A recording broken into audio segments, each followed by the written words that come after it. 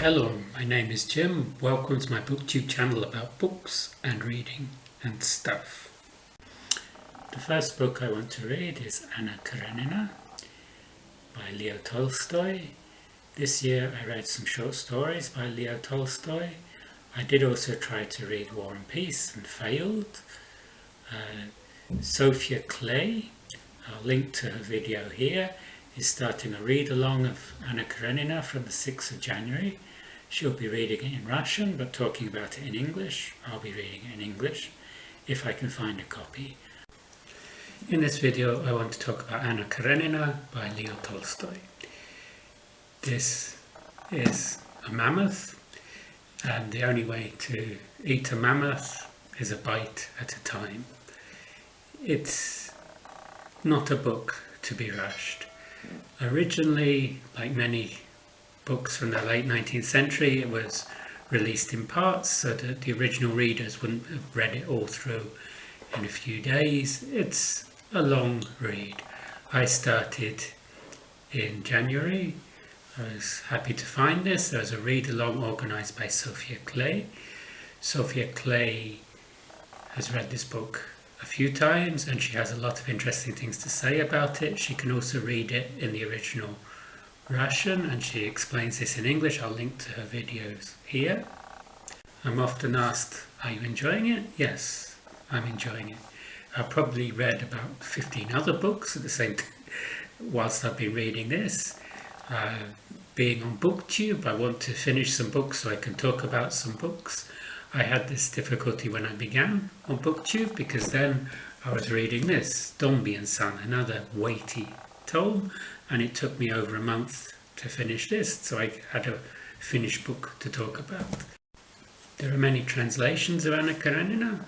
Obviously the ideal would be to read it in Russian, but unfortunately I don't read Russian. And with any translation you lose something. You lose something of Tolstoy's original intention. The words change. This one is the Maude translation. Opera chose the translation by Fyodor Vronsky for her book club back in 2004, and it was the first book that Opera had chosen without reading it before. Constance Garnett is also a popular translation of this. There are many translations. This one begins with those lines: all happy families resemble one another, but each unhappy family is unhappy in its own way. Other translations, instead of resemble, have alike. Happy families are all alike. Every unhappy family is unhappy in its own way. That's in the Garnett translation. So even from the beginning, there's differences in translation. Resemble, alike. These are similar, but they're not the same. The title is Anna Karenina, and you'd think with a name like Anna Karenina, this would just be about Anna Karenina. But actually, probably the main character in this is Levin. Levin is seen by some as a substitute for Leo Tolstoy, a bit like David Copperfield is a substitute for Charles Dickens in his books.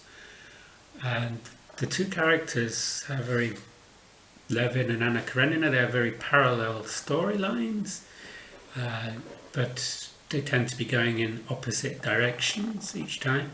And the two main characters, Anna and Levin, they don't meet until way into the book, maybe page 689 or 789, something like that.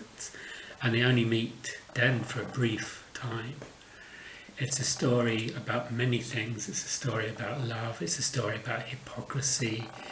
It's a story about tragedy. It's a story about unhappy families, as the first line suggests. There aren't really any happy families in here. Levin and Kitty are happy for a while, but mostly it's about unhappy families. We start with Oblonsky and his family with Dolly.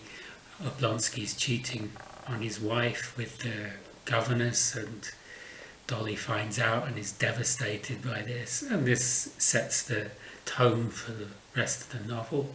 There's also lots of things about the Russian countryside, about making strawberry jam, about all sorts of things that Tolstoy was interested in. about farm machinery, about gambling. It's a very rich book. I'd recommend this to anyone, even if you can only read it like me in translation. Like with the book, there have been many film adaptations. We've seen Greta Garbo as Anna Karenina. There's been Sophie Marceau has played Anna Karenina, Vivian Leigh, Keira Knightley. There have been many actresses that played Anna Karenina. For many actresses, they say this would be a dream role because Tolstoy's characters are very complex and they don't react necessarily in the way you expect them to. Sometimes when you expect them to be happy, they're not. When you expect them to be disgusted, they're not. These are very real feeling characters. It's an amazing book. Anna Karenina came out in 1877. This was a decade after Dickens' last novel, Our Mutual Friend. It was a year after Tom Sawyer by Mark Twain, to put it in some historical context. And Tolstoy even refers to Dickens' Our Mutual Friend. He refers to the character Podsnap early in this book. He's aware of English and French literature. He's quite dismissive of Zola, for example. So these were some of my thoughts on Anna Karenina. If you like this video, you can like and subscribe below, and I will see you on the next video. Goodbye.